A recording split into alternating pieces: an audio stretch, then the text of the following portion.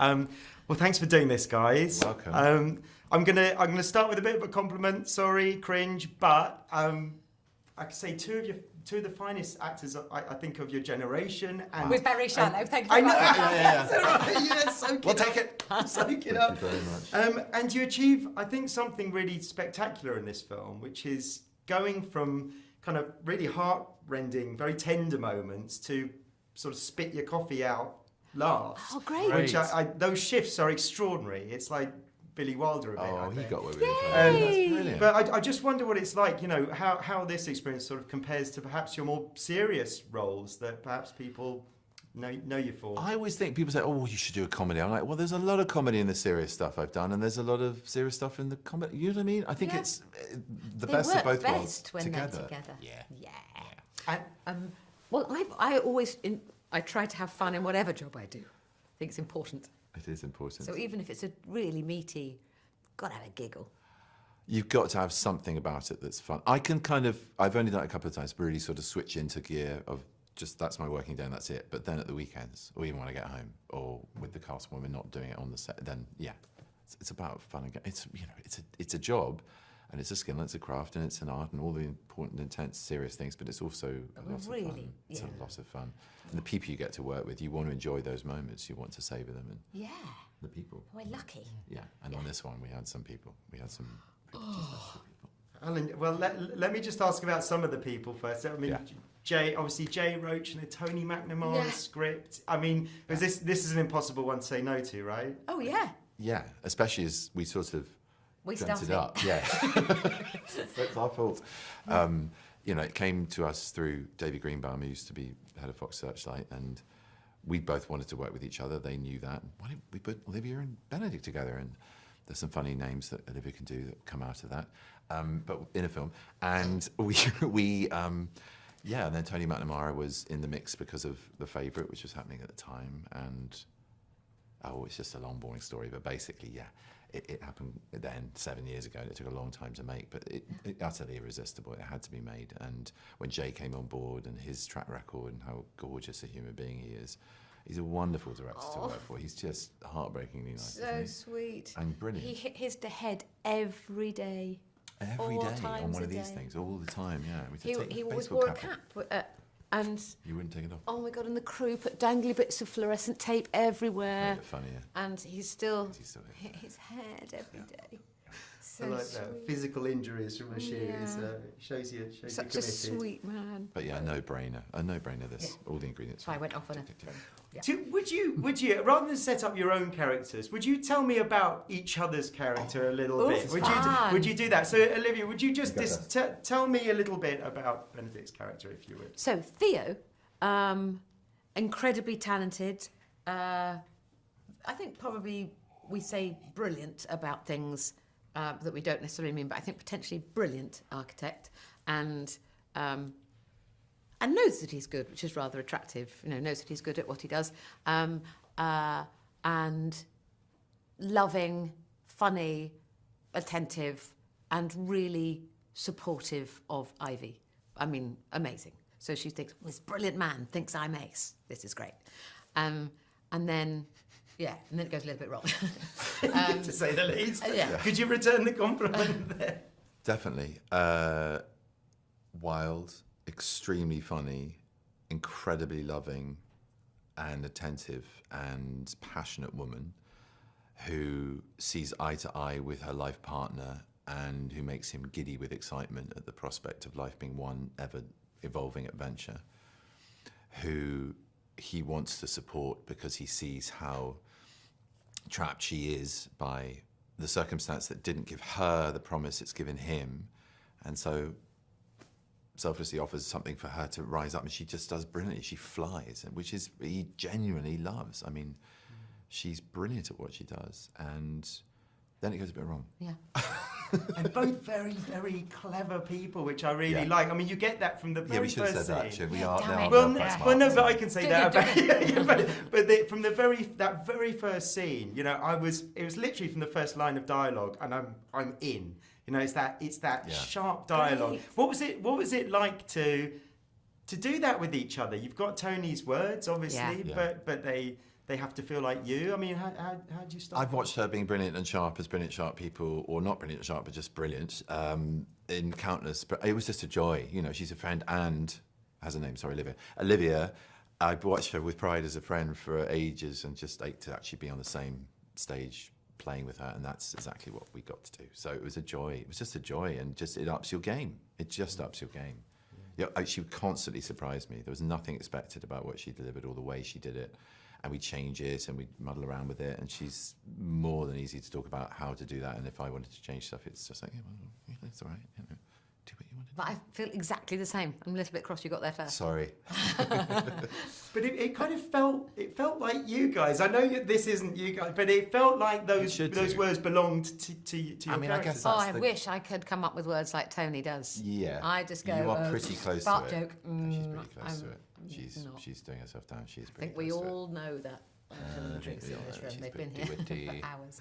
Were there moments where it kind of fell apart and you just sort of ended up in hysterics because it felt like it had that energy? There were a few moments. I can't remember, but the dinner scene. We were also obviously, quite well behaved. We were quite well behaved, and we had families to get home to and stuff like that. Yeah. So we weren't wasting everyone's time. But there were a couple of uncontrollable moments, and I was trying to, you want the anecdote, don't you, when you're coming in to do these things? Yeah. I couldn't remember the ones where we did just lose it, but we did have a couple of moments where it was. I never can remember them when people go, "What's the funniest moment on set?" I know. I remember on Friday when I'm going home. I know. Or when I go, oh my God. It's all done out there.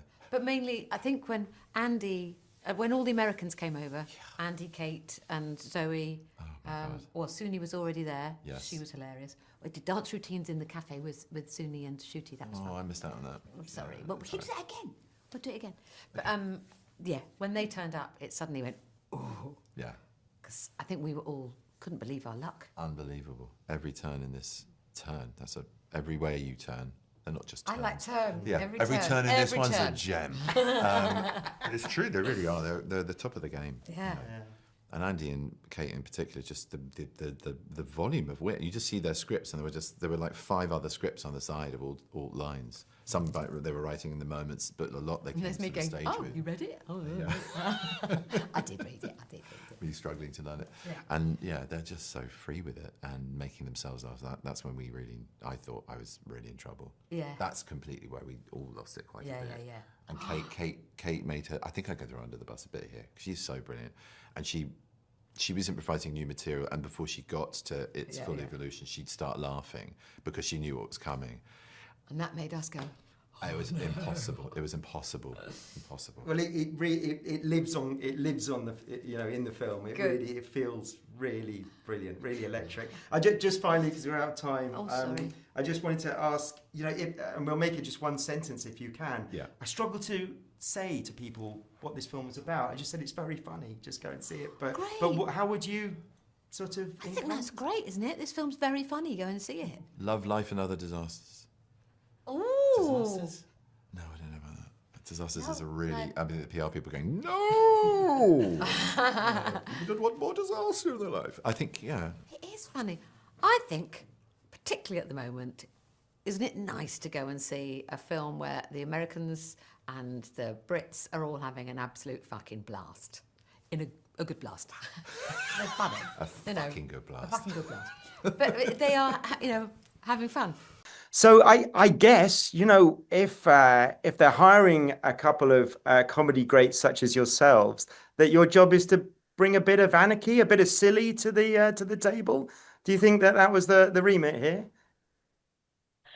I hope. Nice. I think I think we did do that, Andy. I think that everyone involved in the production brought what they do best and fused it with this Tony McNamara, like, dark, cerebral, also grounded sensibility that is his hallmark and what makes him one of the greats of our time. And so we all brought what we do and found its place within that. And I always bring anarchy, no matter where I go. I can't help it.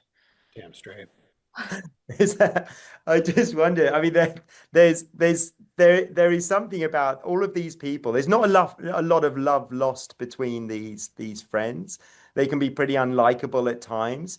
Yet, as an audience, we want to spend time with them. So I just wonder. Well, coming to you, Andy, just if could you just describe this relationship for us and what makes it so wonderfully dysfunctional? The Barry and Amy relationship, Yeah. I think they are sort of emblematic of a lot of couples I know, and I think people I've talked to share this, which is you're not sure what it is exactly they get out of it and why they're together, but they're always together and they never break up. And part of the fun of that for Kate and I was finding sort of roads to showing that, and part of it being really confusing is part of why it's funny and intriguing to us, I think. Again, I don't want to speak on your behalf, my friend. No, it's true. It's true. Okay, great. I also think that they are both of these characters they both think that they're funny, but they're not that funny. Whereas Ivy and Theo really are funny. The characters themselves have great senses of humor and make great jokes and are funny. And Andy and I played two people, I think, who made jokes that were not funny, but hopefully are funny to the audience by dint of not being that funny. I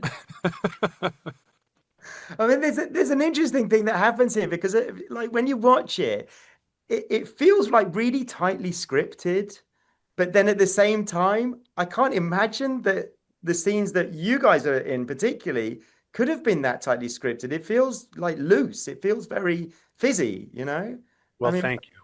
Thank you.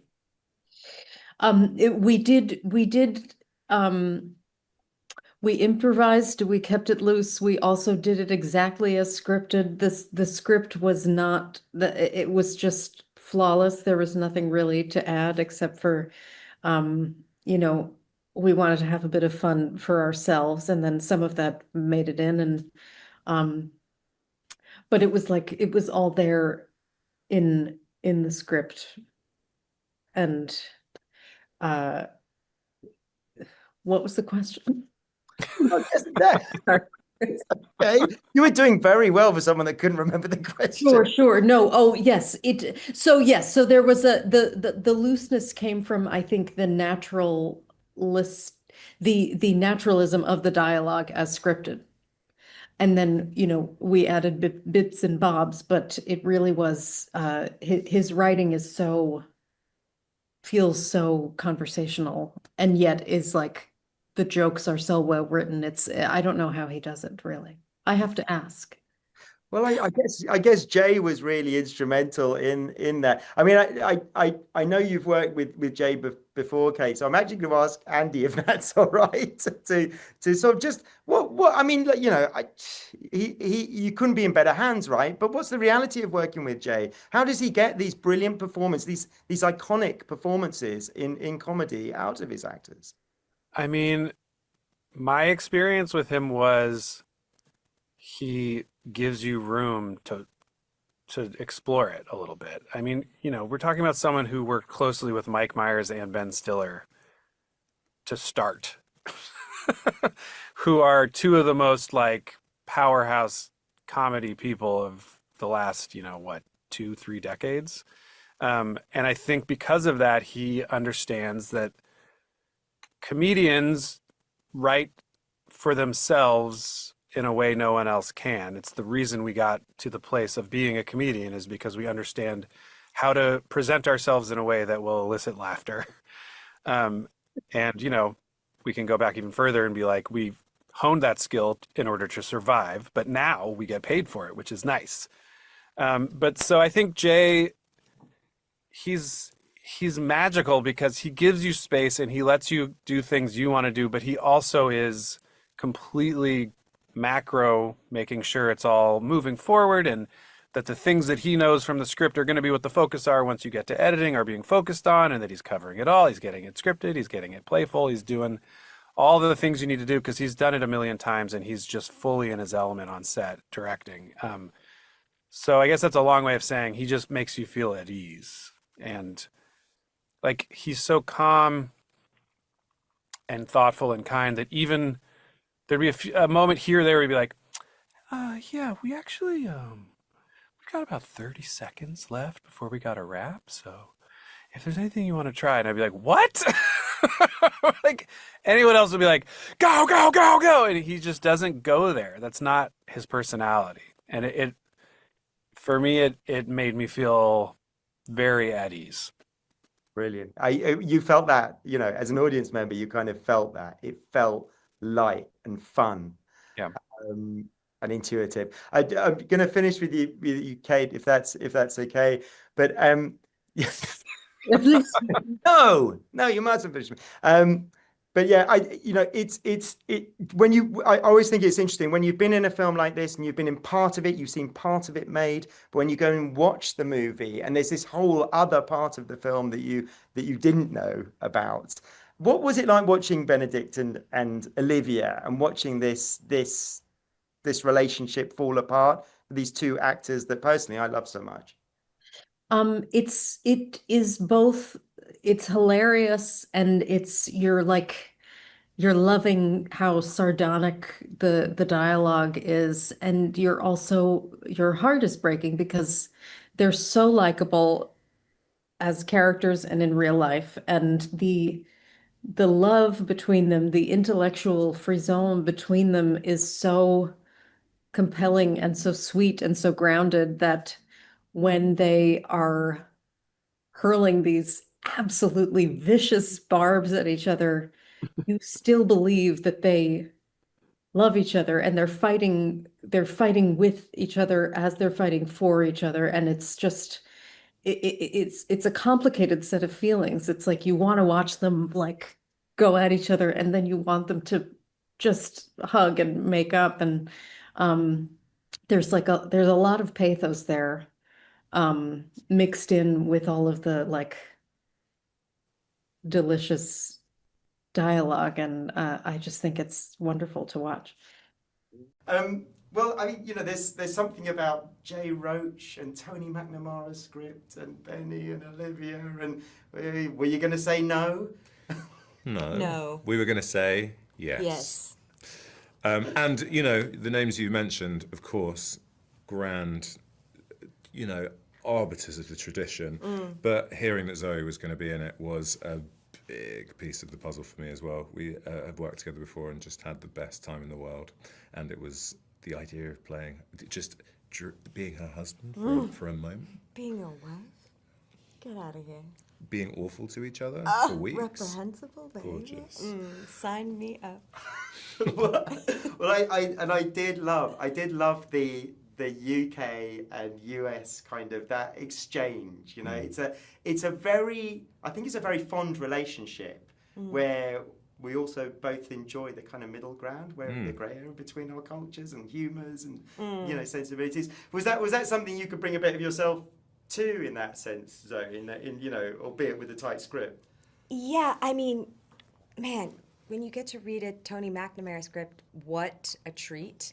And then, yeah, all the world is so robust, and it is, you know, it's going to be a fun project where you're reading the script, but you're kind of also wanting to get out of your seat and do it. But I liked Sally's romanticization, the way in which she what is the word? Romanticized. Yeah, romanticizes English culture.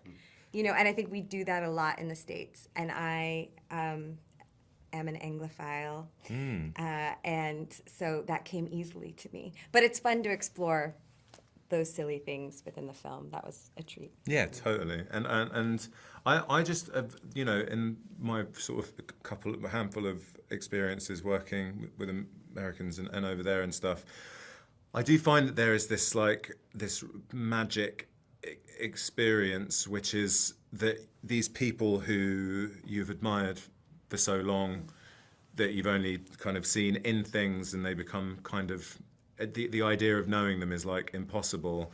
And then you do, and you realise the reason that you like them so much is because you share a sensibility, weirdly, which feels almost like you're punching a little bit by saying that.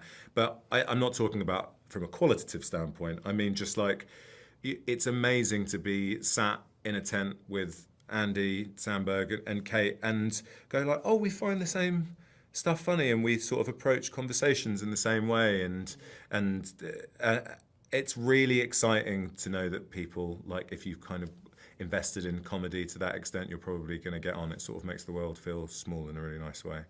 It does make sense, right? Yeah. I won't ask you to each describe your character, but would you describe each other's characters? Tell me about you as a couple in the film. I just wanted to go back 1 second. When I just gave my answer and you said that's lovely, I went, which I wish I could take back. It caught me so off guard, and I didn't know what to do with how flattered I was by it. But that's what's really funny is we got to explore this when we worked on the after party, but I feel like every time we're together, you're just existing and I'm going, like that. Love that. And then Jamie's just like, stop doing that. I'm not. No. And my existence is me just sort of quivering for sort of 24 or however many hours I'm with you for. But it does feel really American and really English. Oh, yeah, of course. I just, my earnestness and exuberance and your deflecting. High shoulders. Your low shoulders. Yeah, lowest shoulder. I love that. No acting required whatsoever. Oh, whatsoever. No, just point the camera, shoot, let's go. Oh gosh. Okay. Sorry. What was describe each other's characters. Describe the relationship. I think that Sally is a callous nightmare. Who's kind of I guess that she kind of spins on an axis of like desperately. I don't know. I think her power is sort of pushing Rory down, and she has every right to. I think it's almost like she's brought a kind of snivelling weakling know-it-all into the fray, because it's like, well, I don't mind pushing him down in order to push myself up. It's like, I don't want to do that to someone nice, but it's so let's get this boring loser along and just be horrible to him, because I need to be horrible to someone. Yes, and I think Rory is a boring loser who needs to be pushed down. I do think them as a couple, they're kind of a perfect match for each other, because I think it's all about the facade, really. Like, on paper, they hit the qualifications that the other has for a partner, but the reality is they don't actually like each other that much. And I think that's a really clever idea to put into the roses, right? Because I think we are studying Theo and Ivy and sort of putting them on a pedestal. And then when they start to fall apart and their cracks are revealed, it becomes very evident how gaping wide our cracks are. We have, gaping wide cracks. Tell me about watching this. You've both seen the film. Yes. What was it like to not watch your own performances? What was it like to watch Benny and Olivia? You know, you've been part of those scenes, but there's all the rest of the stuff that they're doing that you haven't most seen. of the stuff. Yeah. It was joyful, you know. They're two absolute like legends of the I really am reluctant to say game, but it's what it is. Yeah. They are, you know, they're two institutions, and it's amazing to see them in this comedy film just flexing their skills. It's great. Yeah, and I think when you go to like a sports match or a game or something, you want to see a fair game. And what am I saying? No. I just the idea that you want to see a fair game. I do. I don't want to watch, like, what, the championships recently? That was not a fair game. No, but they're spicy. It's spicy. But look, I don't fine. know. I like your analogy. I know where you were going. I was loving the analogy. Sorry, I was just smiling. I didn't want to stop. You both started I was enjoying the idea of you being a game that's fair and being like, Yeah, you want to see No, it's right. evenly You're not wrong. matched, It doesn't make it. Yeah. You know, you want to see two people deserving of each other's skill, right? Absolutely, and that's yeah. what you get with this movie. You get Olivia and Benedict, just who are, I think, the acting titans of our day. Truly, I've admired them for years, and it's insane we're in a movie with them. It's really insane you're in a movie with them. I'm just kidding. No, it's crazy. It's crazy. Do you know how small and stupid I am? Stop. But then to see them spar on, you know, on screen, it's just what you want. And yeah, it's a good match. It's a good match. I've got 1 minute left, so just to ask, the scenes look like a lot of fun. I know that making comedy is not necessarily a lot of fun sometimes, but when you're around that dinner table and you've got those people in front of you and you've got Jay at the camera, you know, watching your performances, is that a good time? Yes, definitely. But I think that is largely down to the kind of, I guess it's always a top-down thing, right? And there was a really lovely top to like, and I think as a result, you know, we all just got on really well. I think it was just the times that you're not having a good time, like you say, comedy can be hard. I think more often than not, it's because of clashes of personality or just like, I don't know, a kind of different perspective. And I think we were all just really up for having a few fun weeks with each other. And I think that like lent itself to the shooting experience being really enjoyable. It comes across. It really comes across. And just very lastly to you, Zoe. Yeah. One sentence to describe this film, if you can bring it to mind. How would you describe it? A divorce comedy that explores... Okay, wait. An entertaining divorce comedy that explores the delightful and hellacious chaos of marriage. Woof. Wow. You just did the post. They've done the post, so that's a shame. You could have done another. Look, there you go. It's For the nice to next meet version. you. I was going to say, I'm going to start. I guess if you're going to do a project like this, Tony McNamara's script, Jay Roach directing, you couldn't really ask for more. Is this a pretty hard one to say no to? It's a no-brainer. Yeah. A complete no-brainer. I can't fathom saying no, the words no. I don't fancy it. Actually, I've got things to do. No. So was it pretty exciting then? Like going into this, knowing who you were going to be surrounded with, knowing that Benedict and Olivia are in there, and you know, it feels like a dream job, doesn't it? Yeah, it's wonderful. Absolutely. You only hope and dream this kind of opportunity comes your way and that you could be a part of it. Absolutely. And it just was like, from the getting of the script, getting involved, and then getting to set, it was that level of wonderful, like all the way through. Oh, nice. Well, that really comes across on screen, so it's an absolute joy to watch. It is a brilliant movie. Well, Ncuti, let's start with you. Just tell us a bit about who you play and how you fit into this world of the Roses. I play a young man called Jeffrey, who is at Ivy's first waiter that she hires at We've Got Crabs.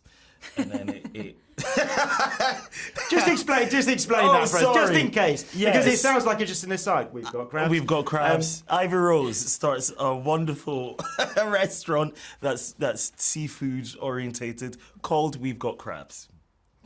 Brilliant. And you are the first. You're the first employee. I'm the first employee there. And he becomes Ivy's friend as well, and sort of like confidant, bit of a shoulder to lean on. They form, Jeff, Jane, and Ivy form like a little family, as you do when you work in a kitchen, when you work in a restaurant. He's very money orientated. Very business driven. He likes his men. And he likes getting dollar bill tips in his jockstrap. Yeah. Which really works out for him. Which works out well for him. So that's our Jeff. And Sunita, tell us about Jane then. Jane is, in the world of We've Got Crabs. I think she found her way in she's a bit of like a free spirit, little like wild child of the Bay Area that wandered into the restaurant and I think glommed onto these strong personalities and is like, I think I have a place here. I think of her as like a bit lost and then found at We've Got Crabs, and is like really responding to everyone's individuality and is like coming into her own sort of there as well and like staying free, you know, finding herself in the cold storage with the cutie. And just kind of like, I'm just gonna do what I want here. That's what people do here. And I think I'm very happy. And yeah, the friendship I think is very lived in by the time you meet her and meet Jeffrey, that there's this like solid team happening. They've got each other. And they'll have each other's back, when stuff goes down. I love that scene. For the most British scene I've ever seen was when Ivy comes in and she's kind of pretending that it's not happening, but she needs to get the mayonnaise or whatever it is. And it's like, okay. Carry on. What sort of boss is Ivy? You know, because she kind of allows everyone to be themselves a little bit, doesn't she? Yeah. Yeah. Exactly. Because she's so herself and technically not maybe a very good boss, but we love her. Yes. And I think that's why you love her, and I think it's why it like. And I think we would succeeds. do anything for her. Like we have like unwavering loyalty towards Ivy. Yeah, and whatever happens to her. Yeah, just to clarify what I mean by that, she doesn't like doing the boss stuff, like telling people what to do, having the restaurant open regular hours so that the restaurant can make money. Yeah. Like I just think she has her like unorthodox style. So that's what's cool. She's great at cooking. Don't get me wrong. I wanted to ask, you know, that's Ivy in the show, but what sort of boss do you think Olivia would make, Ncuti? You know, what do you think it would be like to actually work for Olivia? Not Olivia as Ivy, but Oh, I thought you meant Ivy. I see. No, I didn't. Yeah. No, but okay. as an add-on Now to that. we're Yeah. I think maybe kind of similar. I think that she would allow everyone to just be their best selves and encourage everyone to be their best selves. I don't think she would want to tell anyone what to do. I don't think she would want to, like, she would just be like, we just had lots of chats and scones. She's just the best. She's just the best. It feels like her angel wings are like opened and then you're like under them. Yeah. She's just so very wonderful and welcoming. She wants to have a good time. Because those scenes really feel like it. It felt like a loose script. I know it wasn't, but it felt like you were all just kind of playing. We really were sticking to this script.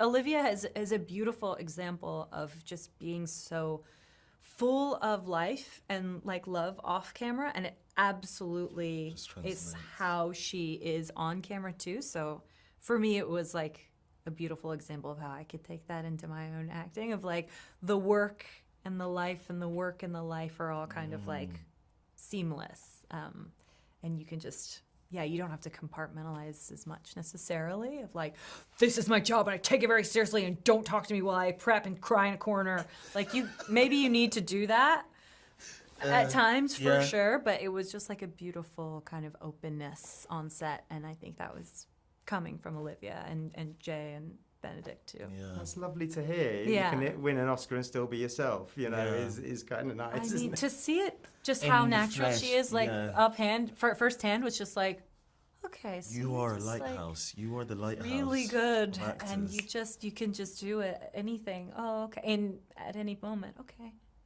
Fine. I want to ask before we run out of time. I want to ask each of you: have you both seen the film?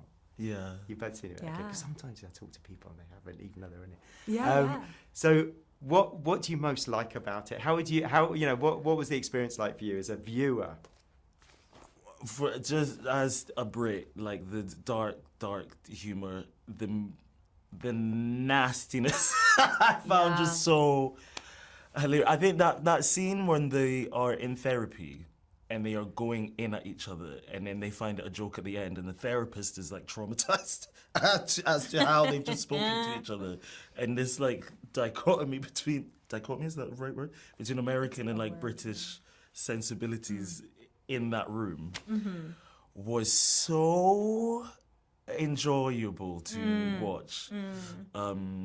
Did that work for you on the other side of the fence, Sunita? You know, the play on British and American. I think it did. I love hearing you talk about it because I think you're right. It plays on both levels where it's so steeped into your British culture, but at the same, I can also experience it like within like American culture that, we don't punish each other in the same way. I guess we do it differently. But it's still like so funny and awkward. And like, I think it would be like awkward for us, which is, you know, what the therapist is experiencing in that scene.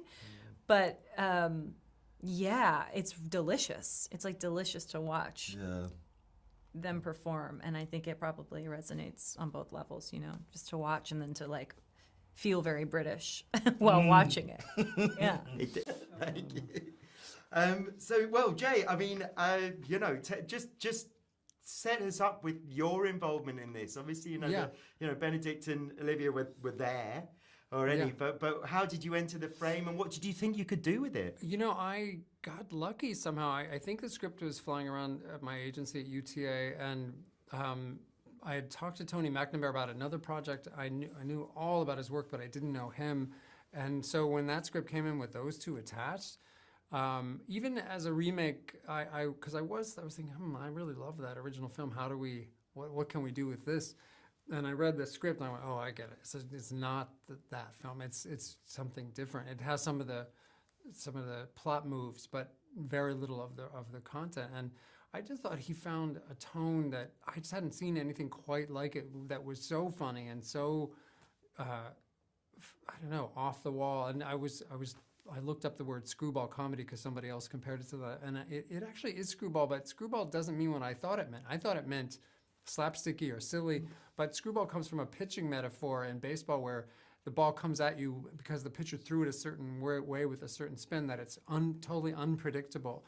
So that's how I experienced the script was I didn't see any of it coming, you know, and I think with these actors, and then you throw in wild cards like Kate McKinnon and Andy Samberg, that you won't see, you'll think you know where it's going and it's going to go some other places.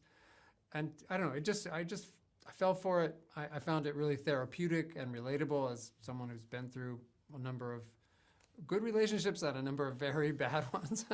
So I think people will connect on one level or another, and that the range of experiences that Tony packed into it, I think will be surprising to a lot of people. Yeah, I mean that's one of the joyful things it does, is that it moves between so many different kind of places and tones. The shifts of it's like Billy Wilder in that respect. No, but in the way that it goes from sort of pathos to and tenderness into sort of spit your coffee out humor. Yeah. What was that like to negotiate that? You know, I've always been inspired by filmmakers like Mike Nichols in The Graduate or Shampoo. I always loved that incredible Hal Ashby movie, and films that went there, that tried to make you laugh and delight you and give you a genuine joyride, you know, but would also connect to darker instincts and human nature and the shadow side and all that. And I didn't realize that I would enjoy that level of dark humor. I didn't ever think of myself as a dark humor director. I had done, Meet the Parents is probably the closest thing I've done in the past. And it has some really bad behavior and dysfunctional, situations, but it ends happily. And I loved that you could embrace, something a little more tragic, a little more painful, a little more of a cautionary tale.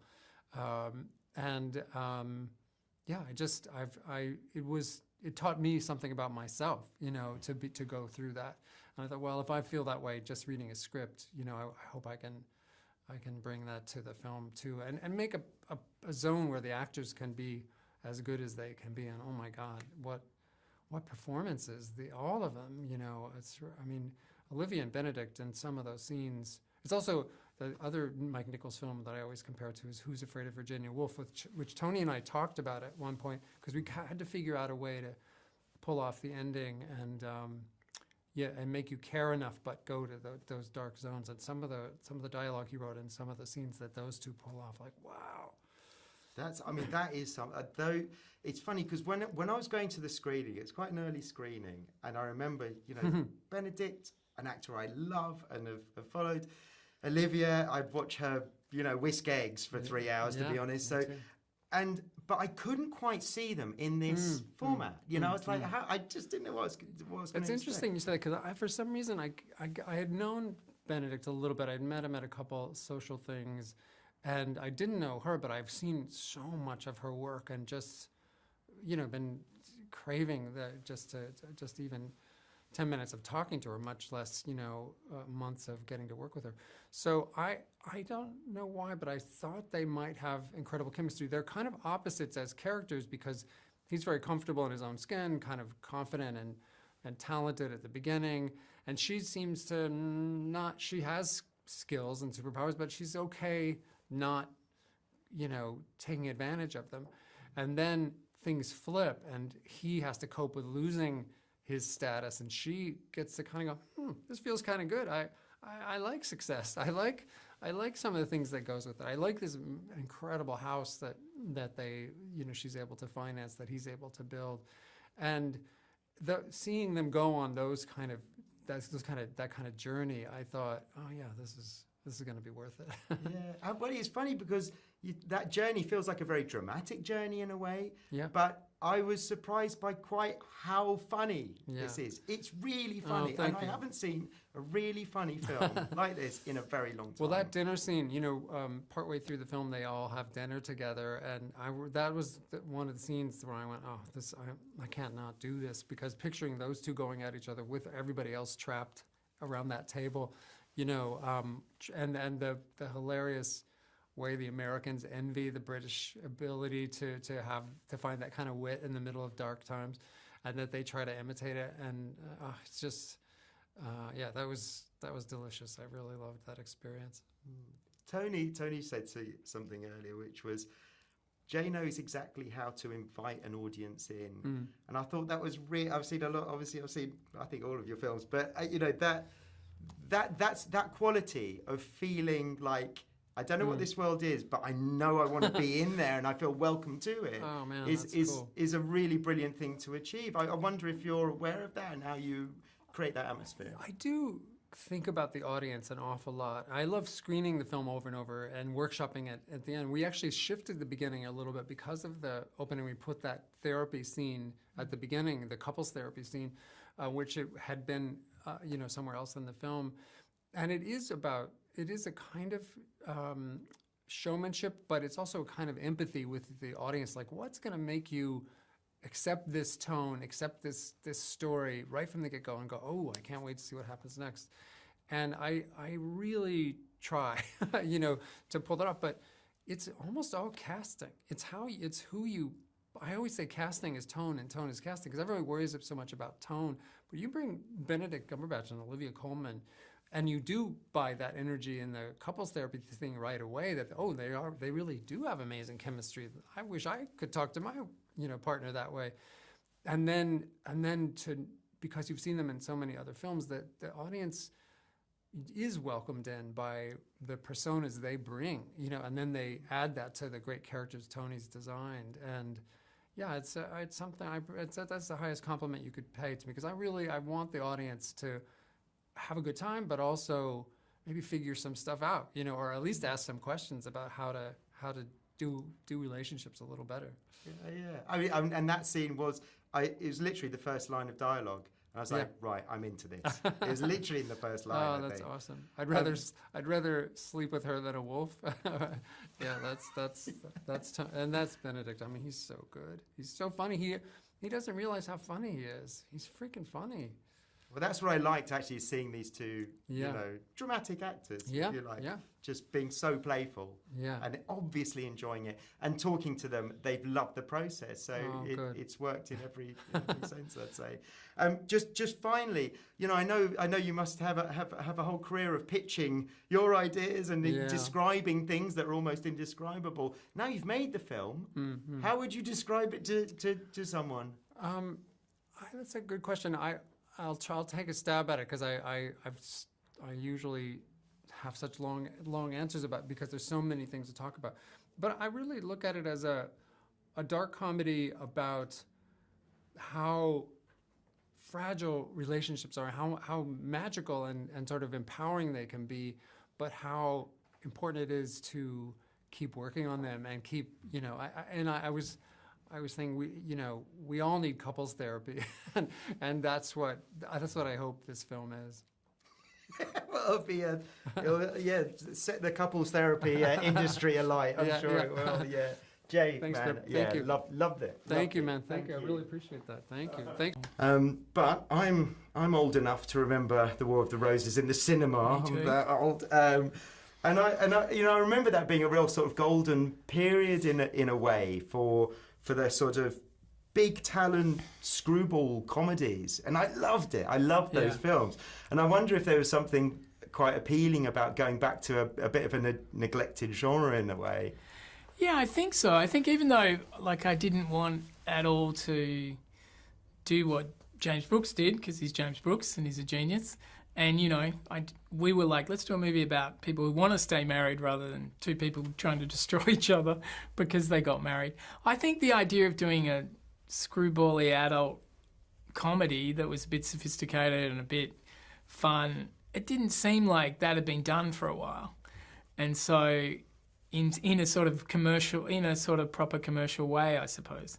And so it seemed like an opportunity to like make something contemporary, and Ben and Olivia were producing and we're going to be in it. So it seemed like, well, two great actors and we can do our own thing with the book, you know. So it seemed just like a really good opportunity because I loved those movies and I loved screwballs, one of my favourite genres. And it is really hard to do now. But I think the society's sort of moved on from it in some weird way, but it was still fun to give it a go. Great. I mean, if you could just help us set up the story a little bit, yeah, Tony, sure. if that's all right. So you know, if you could just introduce Ivy and Theo and a little bit about what takes their kind of picture-perfect relationship in a different direction. Gotcha. Yeah, it's about the marriage of Ivy and Theo, who are these ambitious English couple who go to America to follow their dreams, him as a chef, her as a chef, him as an architect. And then they have kids and they fall into, of course, she's taking care of the kids and he's becoming a star architect and he's got this big building. And then it all goes haywire. And he sort of fails. At the same time, she has a little restaurant that succeeds big time. And how their marriage operates flips on its head. And she becomes the breadwinner. He becomes taking care of the kids, but he also becomes a failure. And it's how they metabolize her success, his failure, balancing their egos, and how that sort of slowly just sort of drives a wedge between them. I like that. I like that word metabolize, which they obviously don't. No, exactly. I mean, and you know, we've got these characters. You know, they're sort of privileged. You know, they're full of ego. Yep. In their very different ways. They can be spiteful, utterly kind of contemptuous at times. So I wonder, like, why should we care about them? I think because their hearts are in the right place. Like, they do love each other. They are trying all the time to make it work. They're just making bad decisions about that. Their idea of how to make it work is not good a lot of the time, but they do try a lot, and you do see how much they sort of want it to happen. They just sort of can't get over themselves to kind of get themselves back together. You know, we were saying about your screwball comedies. I think the biggest compliment you can pay a writer in a way is that something is reminiscent of Billy Wilder, and I felt that. As a huge Billy Wilder fan, I felt that almost from the opening scene. There was a kind of electricity about the dialogue in these actors' mouths. Yeah. a kind of knowing quality, but you wanted to be right in there. I mean, from the very, I was hooked. I was right in from the very first scene. But yeah, I just wanted to know, what's it like to write dialogue that is tender and insightful, but that bites and is funny and believable? Well, I think I just write the dialogue to tell the story. I mean, that's a great compliment. Billy Wilder and I.R. Diamond are my heroes. So I think for me it's like they did in a way, was like they wrote pretty truthful to people and pretty empathetically, even though people were making dumb, terrible decisions and being mean. It usually came from a place of you got why they were doing it. So I think for me it's part of the thrill of it. I started in theatre, so dialogue was a big part of how I started writing. And I knew Ben and Olivia were producing the movie and were going to be the leads. So I also knew, two of the best actors in the world were going to be saying this.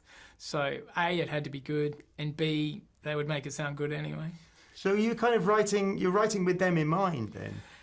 I don't really write with them in mind. I know it's going to be them, but I have other voices in my head. I hear voices, not bad ones, good ones.